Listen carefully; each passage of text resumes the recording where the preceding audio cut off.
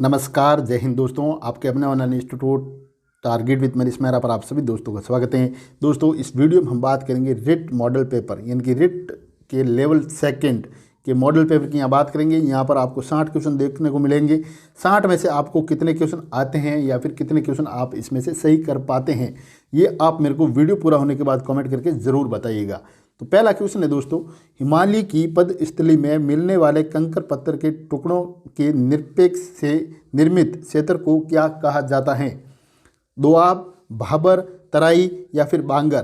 तो दोस्तों option number 2 यहाँ पर राइट है, भाबर। और भाबर की हम बात करें कि भाबर होता क्या है, तो भाबर किसे कहा जाता है?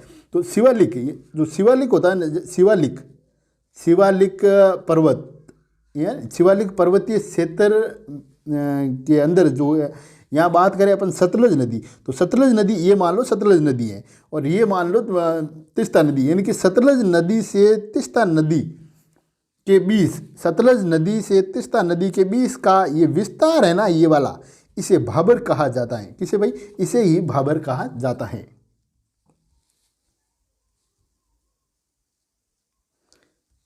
हीराकुंड बांध किस नदी पर बना हुआ है?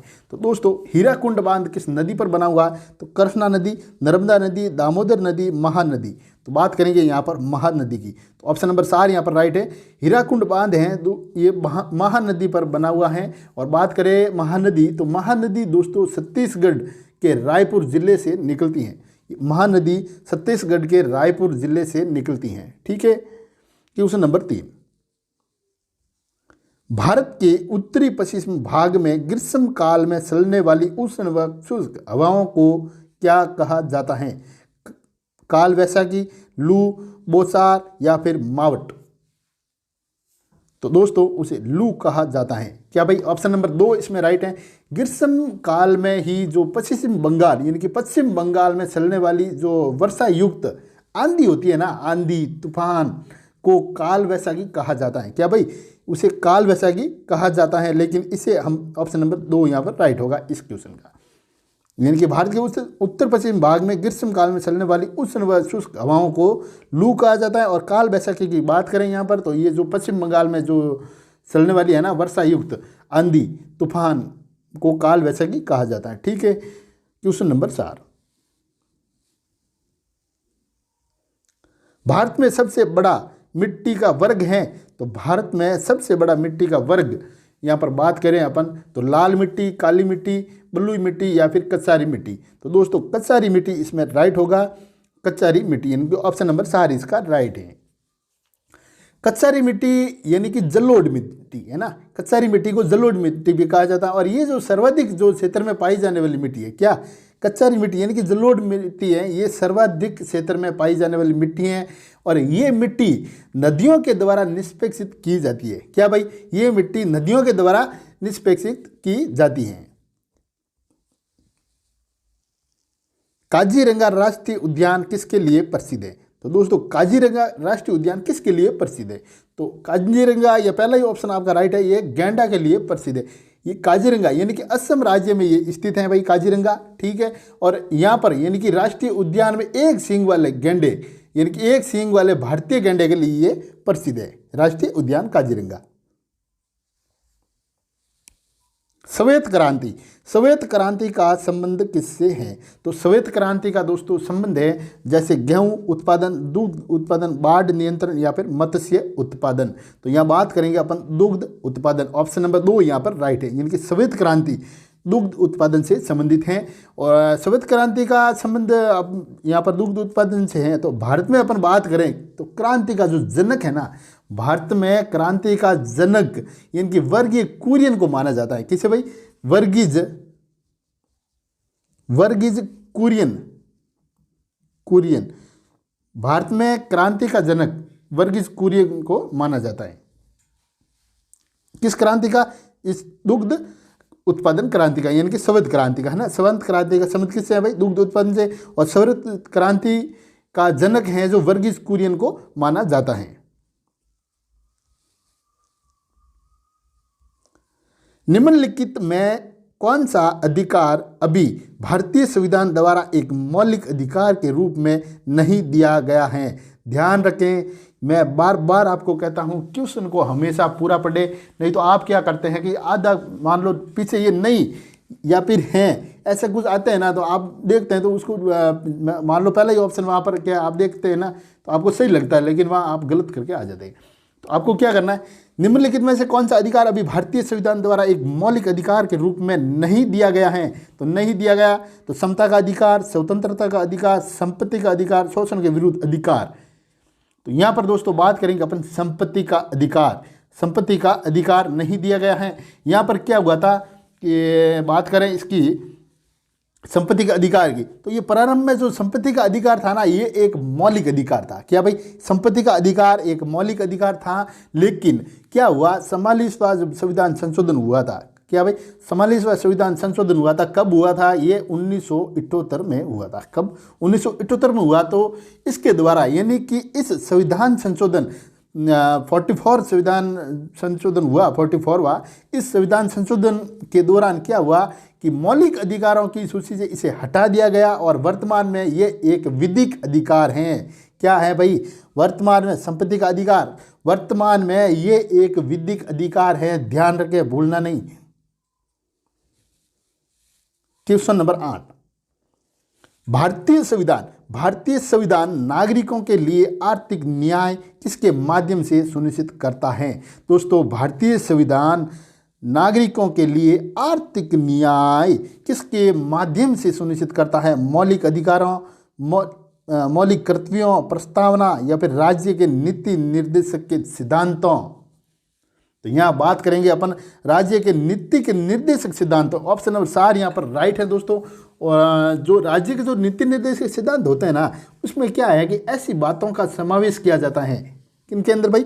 राज्य के नीति निर्देशक सिद्धांतों के अंदर ऐसी बातों का समावेश किया जाता है जिनके लागू होने पर लोगों को सामाजिक आर्थिक विकास हो सके। ऐसी बातें जो लागू होने पर लोगों का सामाजिक और आर्थिक विकास हो सके।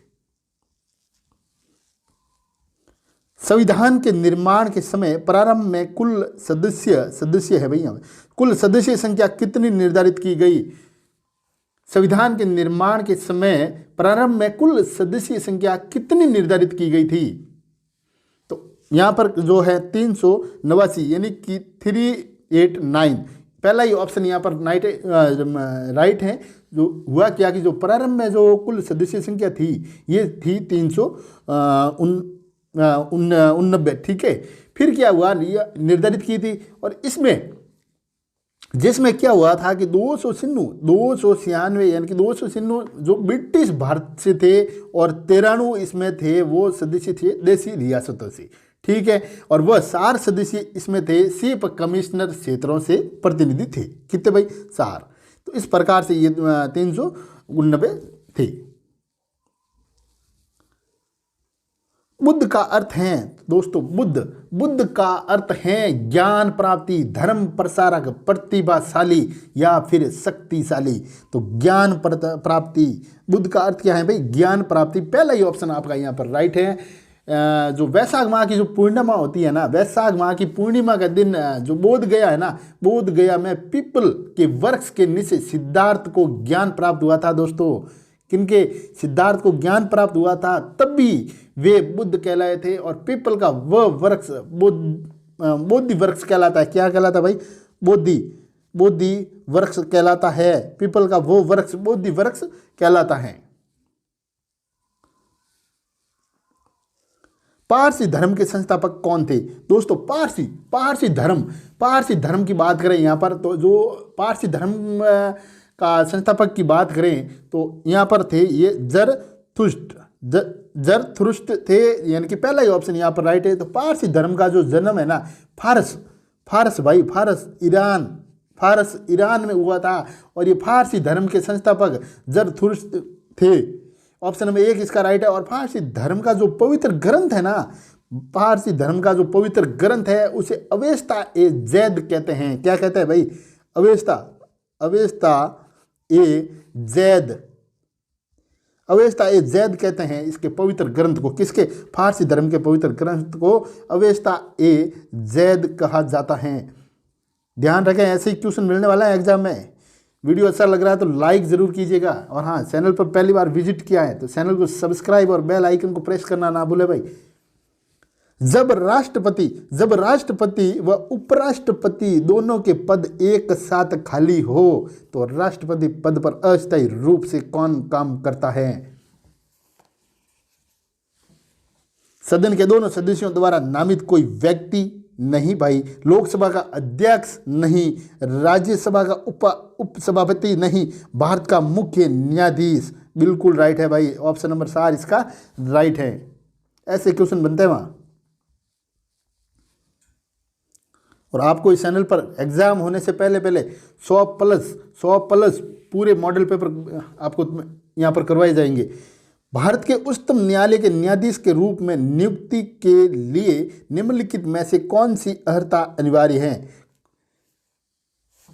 कौन सी अर्हता अनिवार्य है? तो बात यहाँ करते हैं अपन, जैसे किसी उस न्यायालय या न्यायालयों में लगातार 10 वर्ष तक अधिवक्ता रह चुका हो। यस, बिल्कुल राइट है भाई। वह किसी उस न्यायालय अथवा 2 या 2 से अधिक न्यायालयों में लगातार कम से कम 5 वर्ष तक न्यायाधीश के रूप में कार्य कर चुका हो, तो ये भी राइट है। तो राष्ट्रपति की दृष्टि में कानून का उच्च कोटि का ज्ञाता हो, ये भी राइट है।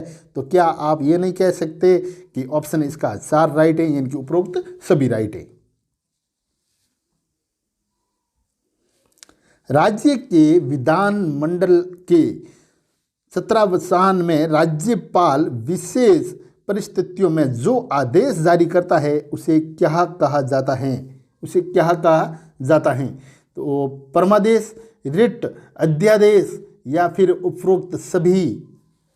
उसे अध्यादेश कहा जाता है भाई। ऑप्शन नंबर 3 यहाँ पर राइट है। जो राज्य के जो विधानमंडल का जो अधिवेशन होता है ना, उनके बारे में बात करें थोड़ी, तो राज्य का जो विधानमंडल का अधिवेशन न हो रहा हो तो राज्यपाल अध्यादेश जारी कर सकता है, ठीक है ना। न हो रहा हो तो क्या, विधानमंडल का अधिवेशन न होता है तब राज्यपाल क्या करता है? ये अध्यादेश जारी करता है, ठीक है। तो अध्यादेश को जो विधानमंडल द्वारा पारित जो अधिनियम होते हैं ना, उनके समान ही इनको मान्यता प्राप्त होती है। क्या भाई? उनके समान ही इनको मान्यता प्राप्त होती है, ध्यान रखें। बालाथल सभ्यता स्थित है, तो बालाथल सभ्यता कहाँ स्थित है दोस्तों? तो बालाथल सभ्यता की बात करें तो हनुमानगढ़, उदयपुर, राजसमंद या फिर भीलवाड़ा। बालाथल सभ्यता दोस्तों उदयपुर में स्थित है, उदयपुर जिले में, ठीक है। ऑप्शन नंबर 2 यहाँ राइट है। तो बालाथल जो सभ्यता ये उदयपुर के अंदर, यानी कि ऑप्शन नंबर 2 यहाँ पर राइट है। ये वल्लभ नगर तहसील, कहाँ पर? उदयपुर के उदयपुर डिस्ट्रिक्ट है ना, उसके वल्लभ नगर तहसील में ये स्थित है। और वह क्या था कि ताम्रपाषाण काल की बात करें तो ताम्रपाषाण कालीन सभ्यता के अवशेष यहाँ से मिले थे। कहाँ से भाई?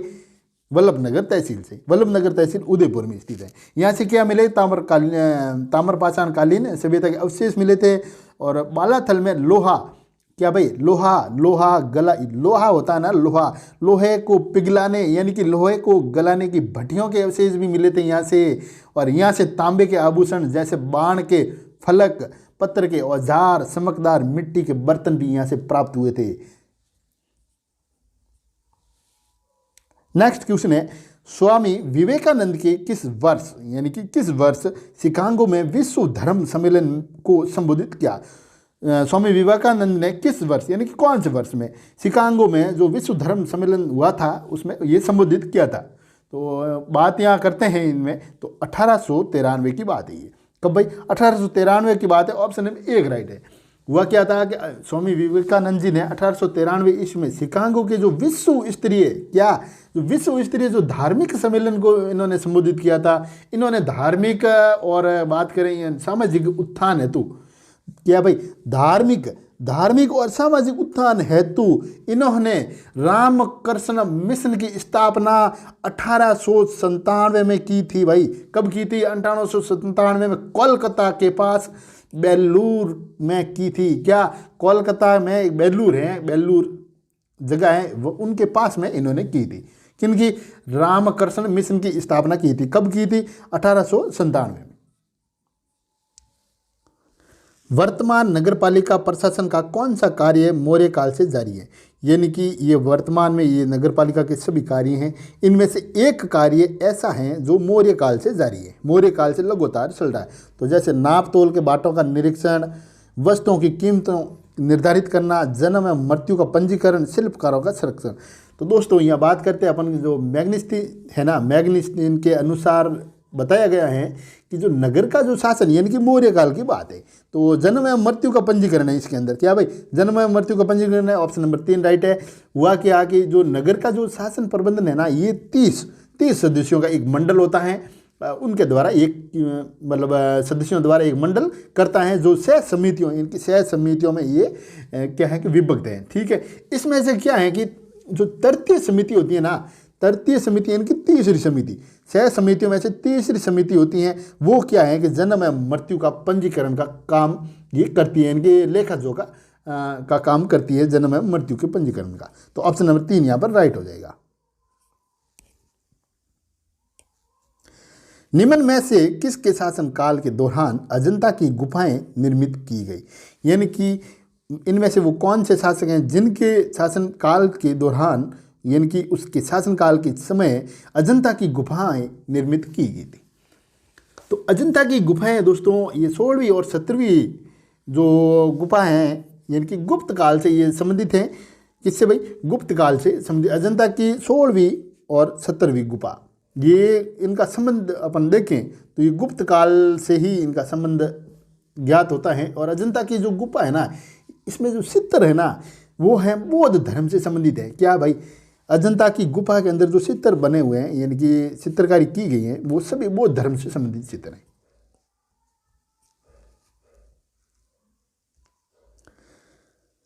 विक्रमशिला नामक प्राचीन विश्वविद्यालय की, क्या भाई?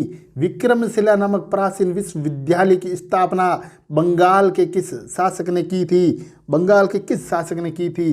तो धर्मपाल ने। तो धर्मपाल कहाँ के शासक थे? तो बंगाल के थे भाई। ठीक है ना, धर्मपाल ने की थी। जो विक्रमशिला के जो प्राचीन बौद्ध विश्वविद्यालय की स्थापना बंगाल के पाल वंशीय, क्या भाई? ये पाल वंशीय थे, धर्मपाल, पाल वंशीय धर्मपाल द्वारा की गई थी। महाबलीपुरम के सप्त पैगोडा, क्या भाई? महाबलीपुरम के सप्त पैगोडा का निर्माण किसके द्वारा करवाया गया? तो किसके द्वारा करवाया गया? तो यह है नरसिंह वर्मन फर्स्ट। क्या भाई? नरसिंह वर्मन फर्स्ट के द्वारा करवाया गया था। तो यहाँ बात करें महाबलीपुरम की, तो महाबलीपुरम के जो ये सप्त पैगोडा का जो निर्माण है, नहीं सूरत पैगोडा का जो निर्माण है, वो जो ये नरेश करवाया है नरसिंह वर्मन फर्स्ट ने। तो ये जो नरसिंह वर्मन जो फर्स्ट थे, ये पल्लवन नरेश थे भाई। क्या? ये पल्लवन नरेश थे और इन्होंने करवाया था। मुगल शासन में तांबे का सिक्का कहलाता था, तो क्या? तो मुगल शासन के दौरान तांबे का सिक्का क्या कहलाता था?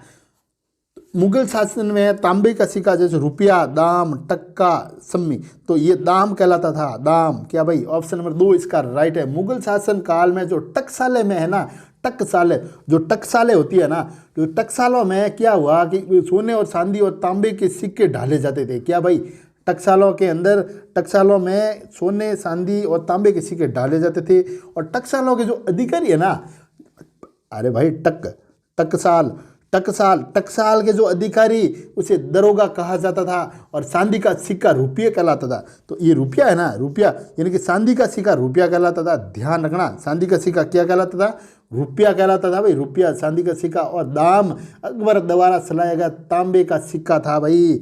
क्या बात क्लियर है? उस टाइम क्या चांदी का सिक्का तो रुपया कहलाता था, तांबे का सिक्का दाम कहलाता था। और किसके द्वारा चलाया गया है? तो ये अकबर के द्वारा चलाया गया, यानी कि दाम है जो अकबर द्वारा चलाया गया तांबे का सिक्का था, जो रुपये के, बात करें रुपये के 40वें भाग के बराबर था दाम। क्या? ये दाम इस रुपये के 40वें भाग के बराबर ये दाम था, अकबर के द्वारा चलाया गया। मुगलों एवं मेवाड़ के राणा के मध्य चित्तौड़ की संधि, ध्यान रखें भाई, मुगलों एवं मेवाड़ के राणा के मध्य चित्तौड़ की संधि किस शासन के शासन काल में हस्तक्षरित हुई थी? अकबर, जहांगीर, शाहजहाँ, औरंगजेब। तो जहांगीर के टाइम की बात है। जहांगीर के शासनकाल में ये स्थापित हुई थी। तो यहाँ बात करें जब 1615 की बात है दोस्तों, 1615 में क्या हुआ था, जहांगीर तथा मुगल बादशाह जो जहांगीर थे ना, उनके मध्य जो चित्तौड़गढ़ की संधि हुई थी। क्या भाई, चित्तौड़गढ़ की ये संधि हुई थी किसके बीच, मेवाड़ राणा के बीच में और जहांगीर के बीच में। 1615 की बात है, 1615 के अंदर चित्तौड़ की संधि यहाँ पर हुई थी। नेक्स्ट क्वेश्चन है, निम्न में से भारत में तांबे के महत्वपूर्ण जिले हैं। तो तांबे के महत्वपूर्ण जिले, झुंझुनू राजस्थान, बालाघाट मध्य प्रदेश, पूर्वी सिंहभूमि झारखंड, उपरोक्त सभी। तो दोस्तों यहाँ पर देखें आप, ये झुंझुनू राजस्थान में, बालाघाट ये MP मध्य प्रदेश और पूर्वी सिंहभूमि ये झारखंड के अंदर है, यानी कि उपरोक्त सभी जिले हैं। क्या भाई, ऑप्शन नंबर इसका 4 राइट है। नेक्स्ट क्वेश्चन है, मुंबई हाई किस से संबंधित है। मुंबई हाई इस्पात, पेट्रोलियम, जूट, लोहा, अयस्क। तो मुंबई हाई किस से संबंधित है। तो मुंबई हाई की बात करें यहाँ पर, तो ये दोस्तों पेट्रोलियम से संबंधित है। क्या भाई, मुंबई हाई पेट्रोलियम से संबंधित है।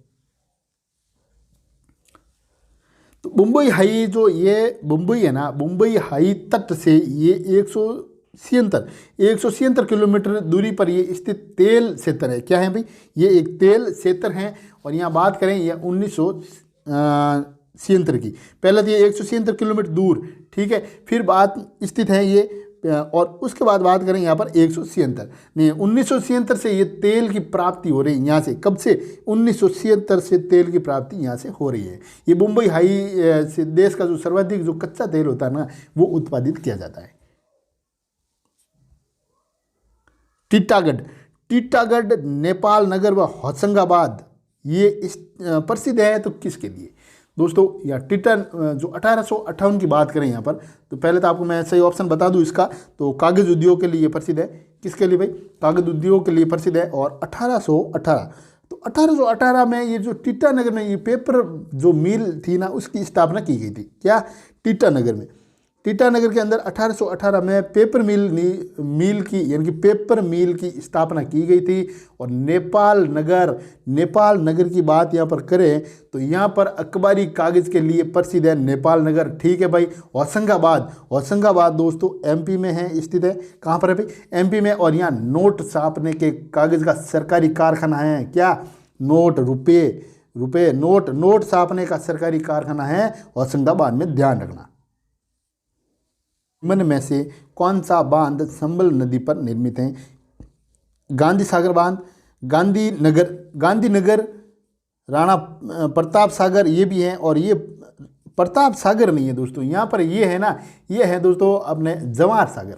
कौन सा है भाई, जवाहर सागर बांध, ठीक है। तो अपन एक एक स्टेप बाय करते हैं। ये जो तीनों है ना, ये तीनों बांध, क्या भाई, पहला, दूसरा और तीसरा, ये तीनों बांध, यानी इसमें ऑप्शन नंबर 4 इसका राइट है। इनकी तीनों इसमें ये संबल नदी पर ही बने हुए हैं। तो ये तीनों ही बांध 3 अलग अलग चरणों के अंदर इनको बनाया गया। तो गांधी सागर बांध की बात करें, देखिए आप ध्यान से सुने, गांधी सागर बांध ये MP यानी कि मध्य प्रदेश के मंदसौर जिले में गांधी सागर बांध का निर्माण किया था पहले चरण में, ठीक है। फिर चरण आया दूसरा, तो दूसरे चरण के अंदर ये राउत भाटा चित्तौड़गढ़ राजस्थान, यहाँ पर है जो इनका निर्माण किया गया था दूसरे चरण में, ठीक है, राउत भाटा चित्तौड़गढ़ में। फिर जवाहर सागर बांध इनकी तीसरा, तो तीसरा चरण इसमें आया था।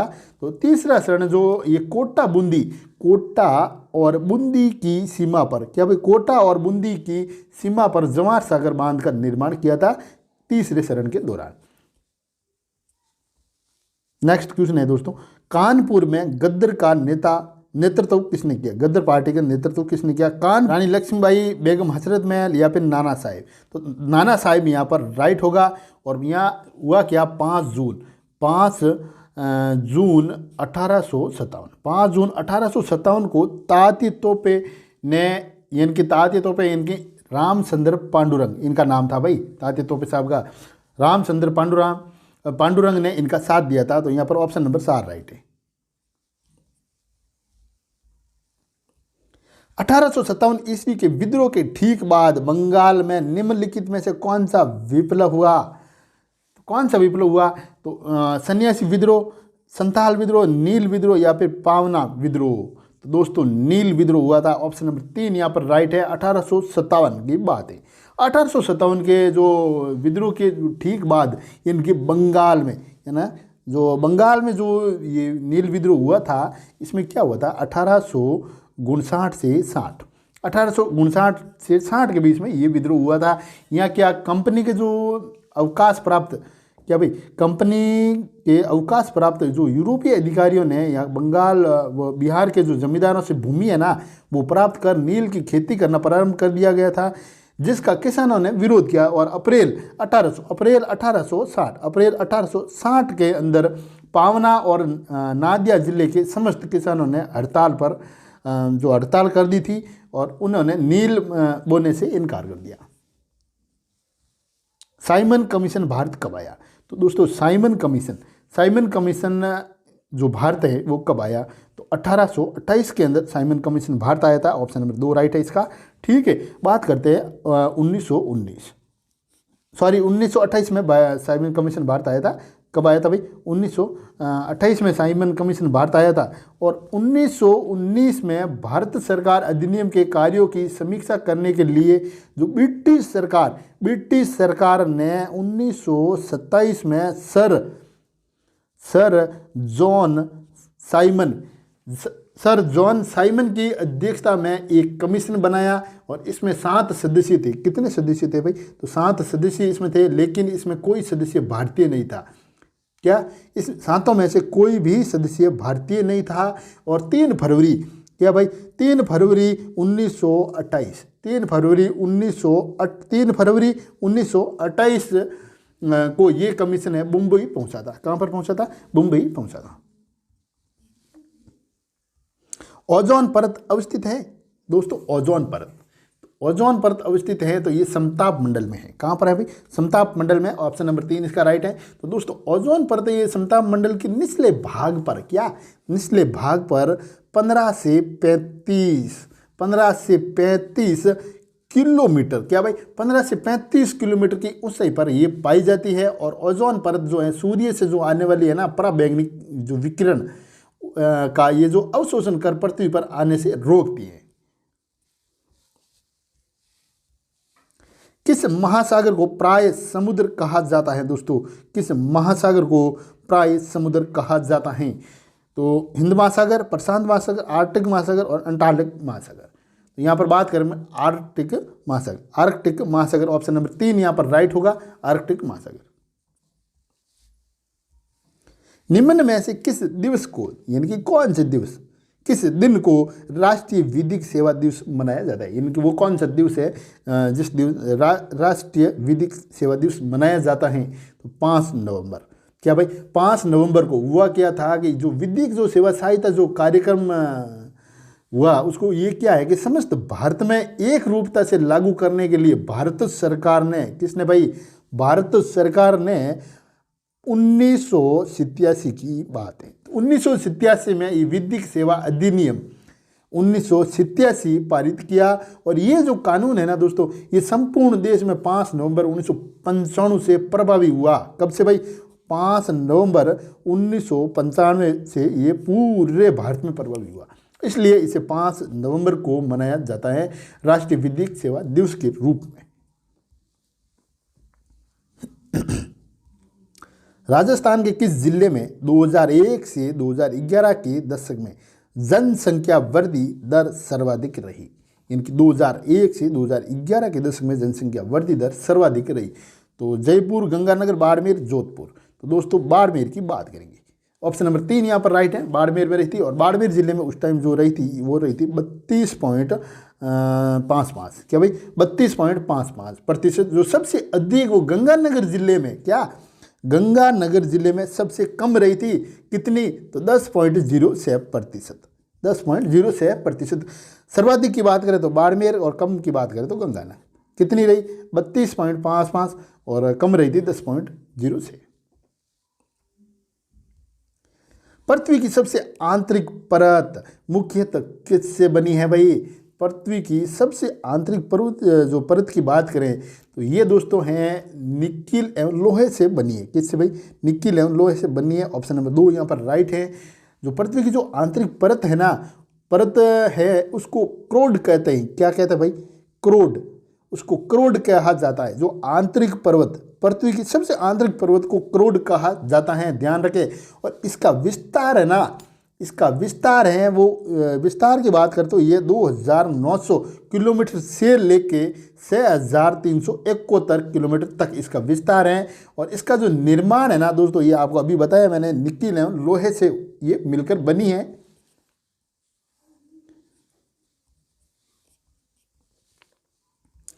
भरत लोगों का एक समूह, देखो भरत लोगों का एक समूह था जिसका उल्लेख ऋग्वेद में मिलता है। वे रहते थे तो कहाँ पर? दक्षिण भारत, उत्तर भारत, पश्चिम भारत या फिर उत्तर पश्चिम भारत। ये उत्तर पश्चिम भारत में रहते थे। ऑप्शन नंबर 4 यहाँ पर राइट है। दोस्तों जो भारत में जो आर्यों का आगमन हुआ था ना, भारत में आर्यों का आगमन हुआ था 1500 ईस्वी पूर्व के आसपास हुआ था। कहाँ पर? 1500 ईस्वी पूर्व के आसपास भारत में आर्यों का आगमन हुआ था। और ये कई कबीलों के रूप में भारत आए थे। ध्यान रखें भाई, ध्यान से सुने। ये आर्य जो है ये कई कबीलों के रूप में भारत में प्रवेश किया इन्होंने। और हाँ, ये 1500 ईसा पूर्व की बात है, उसके आसपास ये भारत में आए थे। उसमें से जो ये इन्हीं कबीलों में से, यानी कि इन्हीं कबीलों में से भारत भी एक कबीला था। ध्यान रखें, भारत भी एक कबीला था जो सरस्वती नदी और यमुना के बीच में बात करें, सरस्वती नदी और यमुना के बीच का जो क्षेत्र कहलाता ना, यानी कि उत्तर पश्चिम भारत में बचा था। ये आकर वहाँ पर रहने लगा था उत्तर पश्चिम भारत में। ये उत्तर पश्चिम भारत की क्या है भाई? सरस्वती और यमुना के बीच का क्षेत्र है ये वाला। दोस्तों वीडियो अभी तक आपने लाइक नहीं किया तो प्लीज़ वीडियो को लाइक और शेयर जरूर कीजिएगा, अच्छा लगे तो। पुरु, यदु और भरत का वेदों में उल्लेख किसकी तरह है? यहाँ पर बताना, यहाँ पर खाली जगह है भाई। किसकी तरह है? पुरु, यदु और भरत का वेदों में उल्लेख किसकी तरह है? जन, राष्ट्र, राजन या फिर दैस्यु? तो जन की तरह है। जन की तरह। किसकी तरह है? जन की तरह। यानी कि पुरु, यदु और जो भरत का जो वेदों में उल्लेख मिलता है ये दोस्तों जन की तरह हैं। और जब यहाँ पर थोड़ा और डिस्कस करेंगे यहाँ पर, तो जब आर्य जब मध्य एशिया, कहाँ से आए थे भाई? आर्य मध्य एशिया से भारत आए, तब वे विभिन्न कबीलों के अंदर विभक्त थे। क्या? विभाजित थे विभिन्न कबीलों के अंदर। तो ऋग्वेद में वर्णित आर्यों के जो प्रमुख जन थे ना, क्या भाई? प्रमुख जन, इसे जन कहते हैं, प्रमुख जन थे ना, वो थे, क्या थे? पुरु, यदु, भरत, दैस्यु, तुर्वंश, क्या? तुर्वंश, अनिल, पकथ, भलासन, पिसाणी, शिव, भरत आदि, यानी कि ये इनके जन थे। एलोरा, दोस्तों एलोरा की गुफा 15 भित्ति चित्र जिसमें विष्णु को नरसिंह अर्थात पुरुष सिंह के रूप में दिखलाया गया है, किस काल की करती हैं? तो ये दोस्तों किस काल की करती है? तो राष्ट्रकूट काल। ऑप्शन नंबर 1 इसका राइट है। तो एलोरा की बात करें, एलोरा दोस्तों महाराष्ट्र में स्थित है। ध्यान से सुने आप, एलोरा महाराष्ट्र में स्थित है। और यहाँ की जो गुफा है ना, क्या? एलोरा की गुफा है ना, यहाँ पर हिंदू, बौद्ध, जैन आदि धर्मों से संबंधित है ये चित्र। एलोरा की जो गुफा है ना, ये 15 राष्ट्रकूट शासनकाल की कलाकृति से संबंधित है। जिस सूफी संत की मान्यता थी कि भक्ति ईश्वर के निकट पहुंचने का एक साधन है। क्या? भक्ति ईश्वर के निकट पहुंचने का एक साधन है। तो ये किसकी करती थी? मोइनुद्दीन चिश्ती की करती है। तो भारत में अपन बात करें भाई मोइनुद्दीन चिश्ती के सिलसिले के प्रचार का श्रेणी, तो जो भारत में जो चिश्ती सिलसिला था ना, उनका जो प्रचार है दोस्तों इन्होंने किया था, यानी कि मोइनुद्दीन चिश्ती साहब ने किया था। और वे जो है ना अद्वैतवाद के परंपरागत नियमों में विश्वास करते थे। किसके भाई? अद्वैतवाद के परंपरागत नियमों में ये विश्वास करते थे, ठीक है। तथा इनकी मान्यता थी, किनकी? मोइनुद्दीन चिश्ती साहब की मान्यता थी कि भक्ति है ना, भक्ति ईश्वर के निकट पहुंचने का एक साधन है।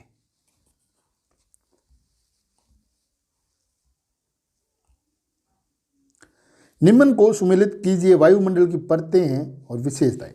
एक तरह तो वायुमंडल की परतें और विशेषताएं हैं, इनको सुमेलित करना है अपने को, तो इनको सुमेलित करेंगे अपन। देखिए सौरमंडल, तो दोस्तों सौरमंडल का हो जाएगा मौसम की लगभग सभी घटनाएं इस परत में घटित होती हैं। बिल्कुल राइट है, तो ये हो गया 1 नंबर, ठीक है नहीं, ठीक है भाई। फिर है समताप मंडल, तो समताप मंडल इसमें ओजोन गैस की एक परत होती है, तो इसमें हो गया ये वाला, ठीक है। क्या? इसमें ओजोन परत की एक गैस होती है, ठीक है। फिर देखें आप आगे मध्य मंडल, मध्य मंडल, तो मध्य मंडल में ये अंतरिक्ष में प्रवेश करने वाले उल्का पिंड इस परत में आने पर जल जाते हैं। क्या? इस परत में आने पर जल जाते हैं, यानी कि इस परत के अंदर प्रवेश करते हैं तो वो जल जाते हैं। तो ये हो गया तीसरा, नहीं हाँ ठीक है, ये तीसरा हो गया, ठीक है। फिर है बाह्य वायुमंडल, तो यहाँ पर है आयन मंडल इस परत का एक भाग है। तो आप कह सकते हैं यहाँ पर इसको सुमेलित करेंगे तो पहले का चौथा राइट है, दूसरे का तीसरा राइट है, और इस तीसरे का दूसरा और चौथे का पहला, ये इस प्रकार से ये वाला, ठीक है ना। इनकी ये पहला का है, ये दूसरे का, ये तीसरे का और ये चौथे का। राजस्थान के कितने जिले मरुस्थलीय माने जाते हैं? दोस्तों राजस्थान के कितने जिले मरुस्थलीय माने जाते हैं? तो राजस्थान की हम बात करें, देखें तो यहाँ पर 12 जिले मरुस्थलीय माने जाते हैं। 12 जिलों की बात करें तो देखें आप, यहाँ तो गंगानगर, हनुमानगढ़ हो गया, जैसलमेर हो गया, बीकानेर हो गया, नागौर हैं, सीकर हैं, झुंझुनू हैं, चूरू जिला है, जालोर, पाली हैं, बाड़मेर हैं, जोधपुर हैं। ये जो 12 जिले हैं ना, ये मरुस्थलीय जिले माने जाते हैं। राजस्थान में वार्षिक वर्षा का औसत है तो कितना है? राजस्थान में वार्षिक वर्षा का औसत कितना है भाई? तो राजस्थान के अंदर वार्षिक वर्षा का औसत है दोस्तों ये 57 से 58 सेमी, इनकी सेंटीमीटर है। और राजस्थान में सर्वाधिक जो राजस्थान में अपन बात करें, राजस्थान में जो वार्षिक वर्षा होती है ना, उसका जो औसत यही माना जाता है, क्या? 57 से 58 सेंटीमीटर। नेक्स्ट क्वेश्चन है, राजस्थान में भूरी मिट्टी का प्रसार क्षेत्र कौन सा है? तो राजस्थान में भूरी मिट्टी का प्रसार क्षेत्र यहाँ पर आपको बताना है कि कौन सा है। तो बनास नदी का प्रवाह क्षेत्र, क्या भाई? बनास नदी का प्रवाह क्षेत्र यहाँ पर भूरी मिट्टी पाई जाती है। और जो इस मिट्टी की बात करें ना, तो इस मिट्टी में दोस्तों नाइट्रोजन और फास्फोरस जो लवण होता है ना, उसका अभाव होता है इसके अंदर। गलत युग्म को पहचानिए। एक तरफ खान है और एक तरफ खनिज है, मान लो खनिज और खान है, तो गलत युग्म को अपने को पहचानना है। गलत युग्म इसमें से कौन सा है? देखें आप गलत युग्म, तो यूरेनियम तो कुराड़िया, ये तो राइट है भाई। तांबड़ा तो राजमहल, ये भी राइट है। गुलाबी संगमरमर, ये तो बाबरमल, ये भी राइट है। जिप्सम, दोस्तों जिप्सम है ना, जिप्सम ये यहाँ पर लिग्नाइट उत्पादित होता है भाई। क्या? पलाना में जिप्सम नहीं होता है, यहाँ पर पलाना है ना, यहाँ पर क्या होता है? लिग्नाइट उत्पादन होता है, यहाँ पलाना में जिप्सम नहीं होता है, ठीक है। पलाना है दोस्तों बीकानेर के अंदर स्थित है। कहाँ पर है भाई? बीकानेर के अंदर पलाना स्थित है, और यहाँ पर लिग्नाइट उत्पादित होता है, जिप्सम नहीं होता है। ये एक इसका असंगत है। ऑप्शन नंबर 4 यहाँ पर राइट है।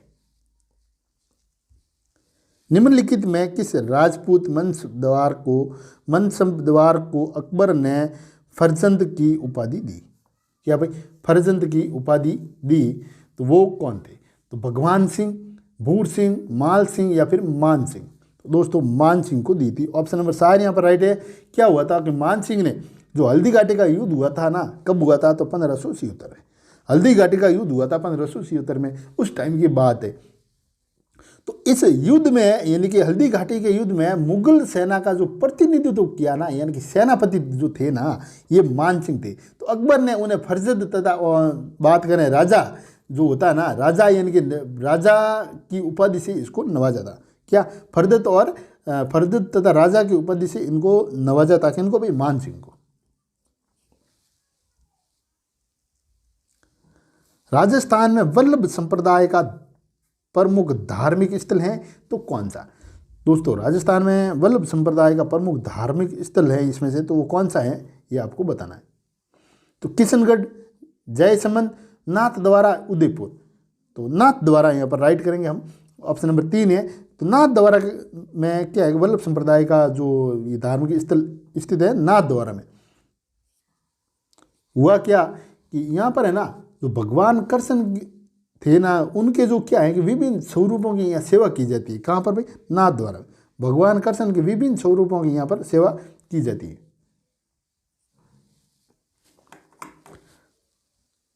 राजस्थान का ऐतिहासिक जोर किस किले में हुआ? तो राजस्थान का ऐतिहासिक जोर किस किले में हुआ? तो ये दोस्तों चित्तौड़गढ़ के किले में हुआ क्या कि अलाउद्दीन खिलजी ने 1303 में चित्तौड़गढ़ दुर्ग पर आक्रमण किया।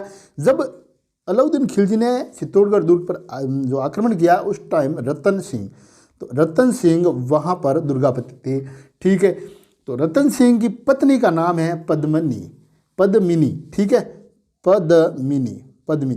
तो पद्मिनी ने इस युद्ध के दौरान अन्य राजपूत रानियों के साथ जौहर किया था। और जो रतन सिंह थे, ये इनके 2 नाम फेमस थे उस टाइम, जो गोरा व बादल, जो इतिहास में बहुत बार दोहराया जाता है। गोरा व बादल के साथ केसरिया किया था इन्होंने, रतन सिंह ने, और पद्मिनी ने अन्य राजपूत रानियों के साथ मिलकर जौहर किया था। और अलाउद्दीन का जो दरबारी कवि था अमीर खुसरो ने बताया है, अपनी उसकी करती है तारीख ए अलई में वो कहता है कि ये पूरा घटनाक्रम मेरे आंखों के सामने हुआ था। राजस्थान के प्रथम निर्वाचित मुख्यमंत्री कौन थे? तो राजस्थान के प्रथम निर्वाचित मुख्यमंत्री थे दोस्तों हीरालाल शास्त्री, नरोत्तम लाल जोशी, टीकाराम पालीवाल या फिर कमलकांत वर्मा। तो यहाँ पर टीकाराम पालीवाल थे, ये यहाँ पर प्रथम मुख्यमंत्री यानी कि निर्वाचित मुख्यमंत्री थे। और ये बने थे दोस्तों 1952 में। कब बने थे? 1952 में ये राजस्थान के प्रथम निर्वाचित मुख्यमंत्री बने थे टीकाराम पालीवाल। और ये दौसा से उस टाइम जीते थे। कहाँ से भाई? दौसा से, विधानसभा क्षेत्र था इनका दौसा। राजस्थान में जिस पशुधन का सर्वाधिक प्रतिशत है वो पशु कौन सा है? तो राजस्थान में जिस पशुधन का सर्वाधिक प्रतिशत है वो है दोस्तों बकरी। क्या भाई? वो है बकरी। 1857 में कोटा विद्रोह का नेता कौन था भाई? तो 1857 में कोटा के अंदर जो विद्रोह हुआ था उसका नेता कौन था? तो अब्दुल अली, रामदयाल भटनागर, मेहराब खान या फिर मोती खां। तो दोस्तों यहाँ बात करेंगे मेहराब खान की। ऑप्शन नंबर 3 यहाँ पर राइट है। यहाँ पर एक ही दिया है तो अपन एक इसको ही राइट करेंगे, लेकिन इनके साथ और भी थे लाला हरदयाल। कौन थे भाई? मेहराब खान और लाला हरदयाल ने यहाँ पर नेतृत्व किया था विद्रोह का। और कोटा के अंदर यहाँ पर क्या था कि जो इनके जो पॉलिटिकल एजेंट बैठते थे ना, वो एक कोटा के अंदर बैठते थे, उसका नाम था मेजर बर्टन। क्या भाई? मेजर बर्टन यहाँ पर पॉलिटिकल एजेंट था। मेजर बर्टन और इनके 2 पुत्रों की यहाँ पर हत्या कर दी थी विद्रोहियों ने। और कोटा के जो महाराव थे राम सिंह, तो राम सिंह को विद्रोहियों ने किले में नजरबंद कर दिया था। सामाजिक विज्ञान में परियोजना कार्य उपयोगी होती हैं तो कैसे? परियोजना कार्य उपयोगी होती हैं दोस्तों, तो देखें यहाँ पर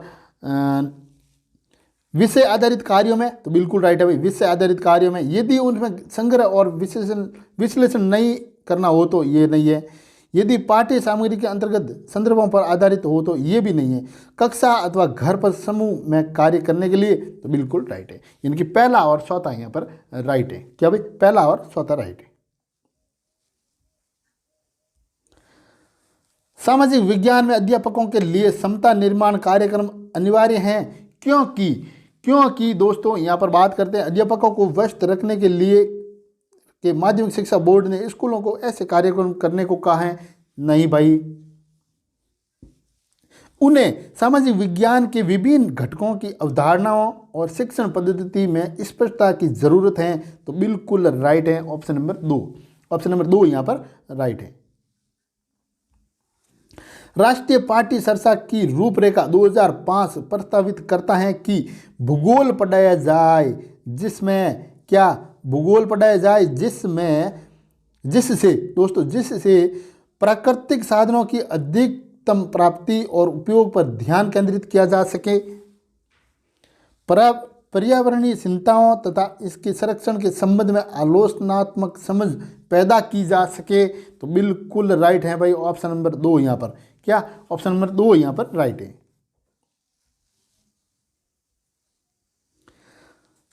सामाजिक विज्ञान की शिक्षण पद्धति और संसाधनों के बारे में राष्ट्रीय पाठ्य सरसा की रूपरेखा 2005, क्या भाई 2005 के अनुसार सामाजिक विज्ञान के शिक्षण के लिए निम्नलिखित में से किसको अपनाना चाहिए?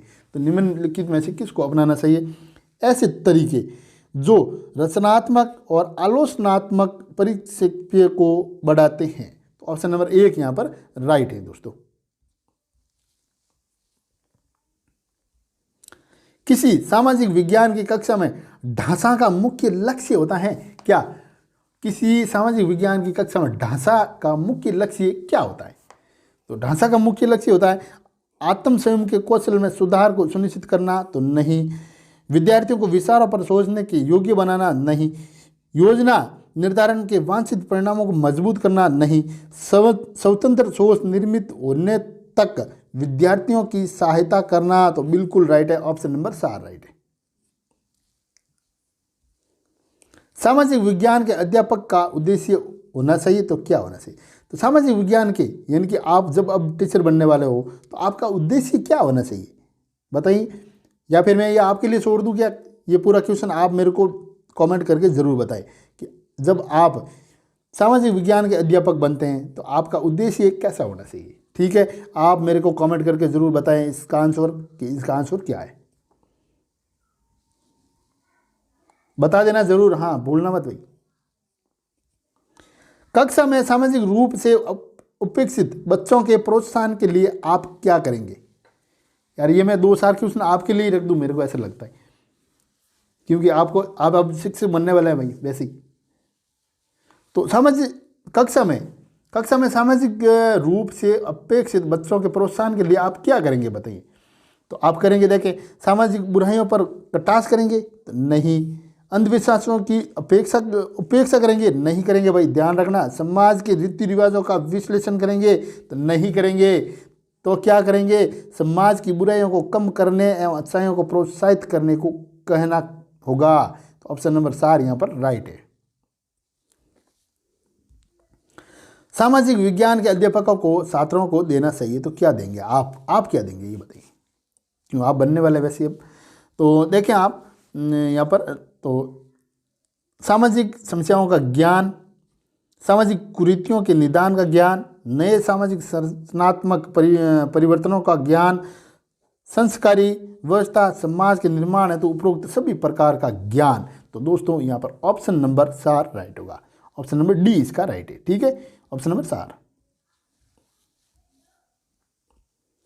छात्रों में सृजनात्मकता का निर्माण करने के लिए आप क्या करेंगे?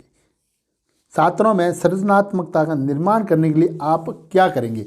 तो मैं ये क्वेश्चन मैं आपके लिए रखता हूं, कमेंट करके जरूर बताना। ठीक है ना, ये जो है ना ये क्वेश्चन है ये आपके व्यवहार पर यानी कि आपके व्यवहारिक नॉलेज पर डिपेंड करते हैं ये क्वेश्चन। इसका कमेंट करके बता देना। प्रोजेक्ट कार्य के अंग हैं तो कौन से भाई? रिपोर्ट, लेखन, स्थल का अवलोकन, संबंधित जानकारी का संकलन, स्थल का सन्निकरण। तो यहाँ बात करेंगे अपन संबंधित जानकारी का संकलन। ऑप्शन नंबर 3 यहाँ पर राइट है। दोस्तों आपने टोटल 60 क्वेश्चन देखे, 60 में से आपने अभी कितने राइट किए, यानी कि आपको कितने आते थे इसमें से मेरे को कमेंट करके ज़रूर बताएं कि आपको कितने क्वेश्चन आते थे। अभी तक आपने चैनल को सब्सक्राइब नहीं किया है तो प्लीज़ चैनल को सब्सक्राइब और बेल आइकन को प्रेस कीजिएगा, जैसे नया वीडियो अपलोड हो उसका नोटिफिकेशन तुरंत आपको मिले। और ये वीडियो आपको कैसा लगा मेरे को ज़रूर बताना, और कितना आपके लिए हेल्पफुल रहा है ये भी मेरे को कमेंट करके ज़रूर बताना। और 2 क्वेश्चन मैंने आपके लेके उनके आंसर मेरे को ज़रूर बताएं। तो मिलते हैं अगले वीडियो में, तब तक के लिए जय हिंद, जय भारत।